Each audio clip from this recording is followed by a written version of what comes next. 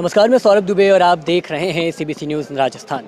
नगर परिषद चुनाव की घोषणा के साथ ही सारी राजनीतिक पार्टियों की तैयारियां शुरू हो गई है और इसी के साथ शुरू हो गया है सीबीसी न्यूज़ का चुनावी सफ़र भी। सीबीसी न्यूज़ के चुनावी सफ़र में आज हमारे साथ है रोहत। आइए इनसे बात करें और जाने कि आखिर नगर परिषद चुनाव में क्या कुछ रणनीति बीटीपी पार्टी की रहेगी। आपको पहले तो बहुत बहुत धन्यवाद।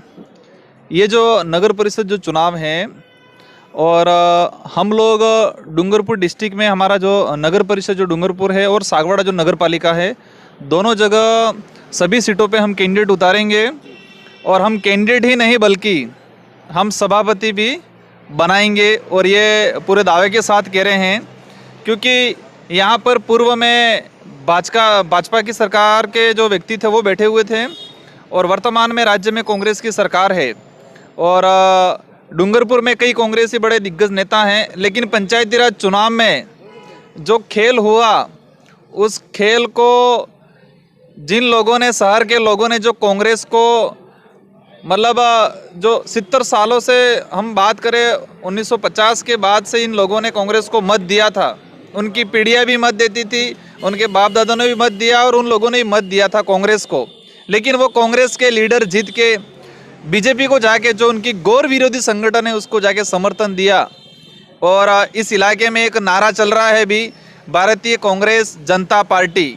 तो सभी ने ठान लिया है कि डूंगरपुर नगर परिषद चुनाव में ये जो भारतीय कांग्रेस जनता पार्टी का खेल नहीं चलने देंगे और हम दावे के साथ कह रहे हैं कि उन लोगों को हम जोरदार वाली पटकनी देंगे। आपने समर्थन की बात की तो मैं पूछना चाहता हूं, क्या नगर परिषद चुनाव में बोर्ड बनाने के लिए बीटीपी पार्टी भी किसी को समर्थन देते या लेते हुए दिखाई दे सकती है?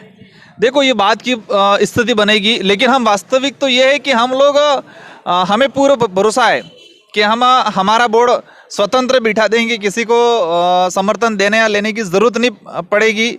अगर ऐसी कोई स्थिति बनेगी तो उस समय हम देख लेंगे, क्योंकि हमारी जो पार्टी है, क्षेत्रीय पार्टी है, एक दो राष्ट्रीय पार्टी थी, इस देश को चला रही थी 70 सालों से, कांग्रेस और बीजेपी दोनों। और बीजेपी आज कहीं न कहीं 2014 से लगा के देश में राज कर रही है और कांग्रेस ने इससे पहले इस देश पे राज किया है। और दो गौर विरोधी पार्टी कहीं न कहीं बीटीपी से घबरा के एक हो गई है। और हम तो ये मानते हैं, हमारा भले जिला प्रमुख नहीं बैठा, लेकिन ये जो दोनों की जो सच्चाई थी वो जनता के सामने आ गई है। और आप देख लेना, इस नगर परिषद चुनाव में भी ये खेल हो सकता है। अगर हम कंपटीशन में आए तो कांग्रेस और बीजेपी वापस एक हो सकती है और वो कहेगी हम दो एक नहीं हुए हैं। जनता लोगों को कहीं न कहीं बेवकूफ़ बनाने का फिर काम करेगी। आपके चैनल के माध्यम से मैं डूंगरपुर के जो शहर के जो जनता है उनसे निवेदन करूंगा कि आप इस कांग्रेस बीजेपी का जो खेल है उसको समझ चुके हो, तो उनको कहीं न कहीं उनसे दूरी बनाए के रखे। नहीं तो आप लड़ाई करके, आप रात दिन मेहनत करके बीजेपी को वोट दोगे और ये कांग्रेस को वोट दोगे, दोनों मिल के बनाएगी, तो आपका मत का जो लोकतंत्र की वास्तविक जो परिभाषा है और इस लोकतंत्र की कहीं न कहीं हत्या होगी। इसलिए मैं आपके चैनल के माध्यम से डूंगरपुर शहर की जो जनता है उनसे निवेदन करूँगा कि ये जो तीसरा फ्रंट आ रहा है बीटीपी का, उसके साथ जुड़े। पंचायती राज चुनाव के बाद और खासकर डूंगरपुर पंचायत समिति में आपने बीटीपी द्वारा कोई दावेदारी क्यों नहीं पेश की गई? मैं समझा नहीं। पंचायती राज चुनाव में मतलब पंचायत प्रधान के लिए एक्चुअली हमारा जो संगठन है, उस संगठन में हमने ऐसे लोग जोड़े हैं जो कभी किसी संगठन में ज़्यादा काम नहीं किया हो। वास्तविक ये जो धरातल से जुड़ा हुआ व्यक्ति हमने जोड़ा है, तो कहीं न कहीं हमारे अनुभव की कमी रही। इसलिए डूंगरपुर जो प्रधान वाला जो मामला था उसमें हमारे लोग कहीं न कहीं हुआ कि हम लोग कहीं न कहीं वहाँ पर आवेदन नहीं कर पाए। मैं ये जानना चाहता हूँ, क्या बीटीपी में भी गुटबाजी दिखाई देती है? क्योंकि हाल फिलहाल में जो गोविंद गुरु का समारोह हुआ था उसमें परमार जी ने कहा था कि जो भी बीटीपी पार्टी छोड़ के बिखर रहे हैं वो वापस आ जाइए, क्योंकि वापस दूसरा भील प्रदेश बनने में ज़्यादा समय नहीं लगेगा। तो सवाल ये है कि क्या गुटबाजी है बीटीपी में भी?